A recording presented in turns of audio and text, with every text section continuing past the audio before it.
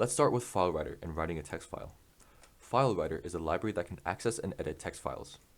So we start by importing the FileWriter library, which we've done over here. Now, we can open a new text file by writing this line of code. FileWriter w is equal to new FileWriter.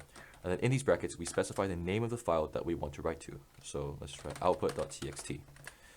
So this line opens a new file, output.txt, for us to write in. Now, if we want to write something, we write fw.write. And then in here, we write whatever you want to write. So we can write something like hello, for example. And then if we want to write anything else, we write fw.write. And then we can write something like I'm Jerry. But if we were to just leave it like this, the program would just write hello, I'm Jerry, all in the same line. If you want to separate them, we can use /n over here. What this does is it tells the program to enter a new line after it's written hello. And then finally, we need to close the file writer after we're done. So we write fw.close. And this is mandatory because if you don't have this, then the program doesn't write properly. So theoretically, this code should make a new text file called output.txt and write 2 lines and then close. But look what happens. When we try to run the code, there's an error. There's an unresolved compilation problem. The reason is because Java wants us to handle something called an I/O exception. An I/O exception is a runtime error that can randomly happen because of memory issues or hardware failure. To handle this, we need to use another try-catch block. So let's just write another try-catch block, just an empty one for now. So what we need to do is we need to take our code and put it into this try block. And what we're predicting that to happen is an I/O exception. So we just write an I/O exception over here. And now, if this exception is caught, we can write like something like system.out.println, like error, for example.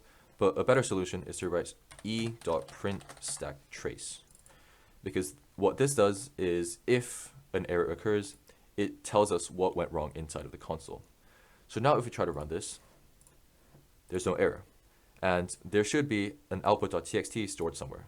So this is the Eclipse workspace that I'm working in, and this is a project that I'm working in. So let's see.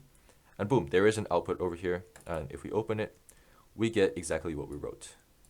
With FileWriter, we can also append new text to an existing file. If we were to run this program again with another file, the program would replace the old output text file with a new output.txt, this time with an extra line. So if we write fw.write, this is another line, and we were to run this program, instead of hello, I'm Jerry, and then hello, I'm Jerry, this is another line, we would just get these 3 lines in one text file because it overrides the old one. But we can change this so that the file writer is in append mode, and the way we do that is we just stick a true in front of here like this. And now if we run the program, we can see that it appends hello, I'm Jerry, this is another line onto what we've already had before. Now let's learn how to read files using Scanner. Scanner is a library that can open and read files on its own. This is an algorithm that reads and prints an entire text file into the console. Let's analyze how it works line by line. We start by bringing the file into the code. To achieve this, we use the file library, and we store the file output.txt into the variable file. Now, we use this line of code, which similarly to FileWriter tells Scanner to open the file. We can track where Scanner is reading the file using the variable scan. Initially, Scanner starts from the top line of the file.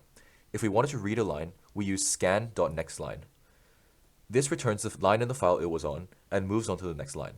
So after running this once, we've read the first line, and now Scanner is ready to read the second line. We can use a while loop to repeat the next line method. We want it to keep reading until there are no lines left to read. We can do that by using hasNextLine, which is a method that returns true if there is a next line. So if there is no text to read, this will return false, meaning the while loop will stop. So overall, this while loop is saying that while there exists text in the file, read off it and print it. That's how we print the entire file out. So let's try to run the code here. And there we go. This is the output.txt that we've written with our FileWriter program. Lastly, we can see scan.close over here that closes the scanner just like how we close the FileWriter. And with the try-catch, the exception we're catching here is file not found, where the file output.txt might not exist in the project directory. But since we made an output.txt from the FileWriter example, it reads the text file that we wrote earlier for us.